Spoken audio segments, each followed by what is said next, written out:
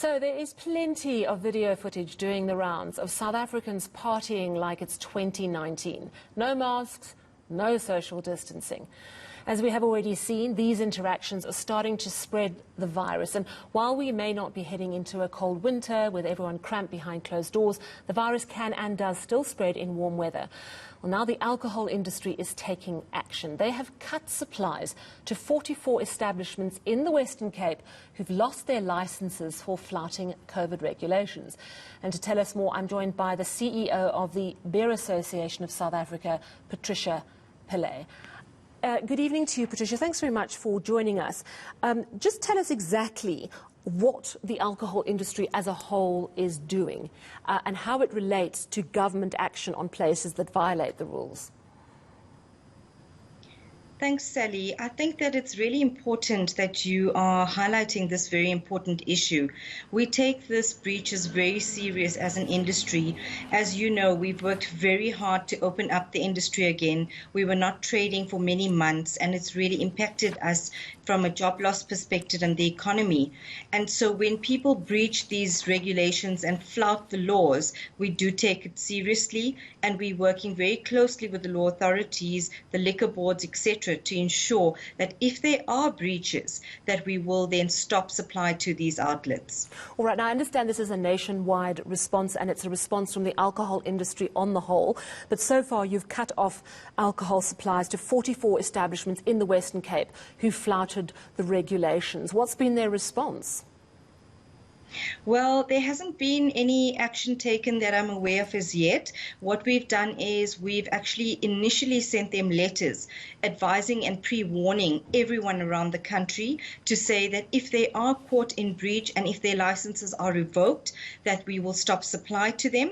And then these particular outlets that we've been made aware of will then receive further notices to say that we will then now stop supply. So we haven't had any responses that I'm aware of. But the regulations are very clear that we as manufacturers are not allowed in any event legally to actually supply to them. But in any event, morally, I think for us, this COVID is not over. And I think just by the mere fact that we're on level 1, it doesn't mean that the virus stops spreading. It means that we still need to be secure and safe. And I think what has happened recently, the spate we've seen in terms of people not wearing masks, not being at 50% of capacity, and these are all the rules that have been put in place in terms of level 1, it's just unacceptable. Yeah, so in other words, you are just following the law because you'd be in trouble if you continued to supply those establishments that have now lost their licenses for breaking COVID rules. But I understand that you've also come up with a plan to allow people to blow the whistle on establishments that are not following the rules. Tell us about your hotline. Yes, we've set up a hotline because we believe there's a few things. There was the increase in illicit trade and counterfeit that happened right up front when the lockdown began, because obviously people were not able to access alcohol and they then were looking at this black market. And so that was set up. But then when we saw that people then, when the trade opened up, were then abusing these lockdown rules, etc., we then extended the service in terms of now taking these calls anonymously. You can call in and you can then report if you do see an outlet in your area that is breaching these laws. Please call this hotline. As I said, it is anonymous, and report them. Obviously, you need to give as much detail as you can so that we can notify SAPs as well as the liquor boards so that they can then further investigate. We also do our own investigation. Our reps on the ground do visit them. We let them know that this is the complaint we received, and we do follow it up right until the end.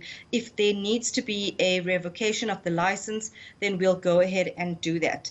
But, it's beyond just also the regulation, Sally. As I said, we really did suffer during the lockdown, and we're not prepared to have a further lockdown based on a few irresponsible this traders. is the thing I wanted to ask you. We're hearing from the medical people that there is a risk of a second wave. We're seeing it happen in other countries.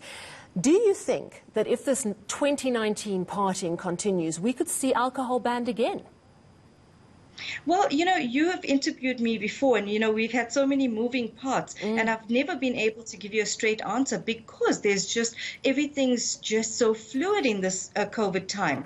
And so I can never say, absolutely not. So for me, the fact that people are behaving irresponsibly and business owners are behaving irresponsibly, knowing that they're putting livelihoods, but as well as lives at stake, for me is something we will not tolerate as an alcohol industry, and we will pursue it. We have a working group that's been created to follow up actively on this, and I can assure you, and they need to be assured, that we are not going to tolerate this behavior. Well, thank you very much for giving us that information. Patricia Pillay is CEO of the Beer Association of South Africa, and that hotline that she mentioned to report any outlets flouting the COVID alcohol rules is 0800 014 856. 0800 014 856. Now,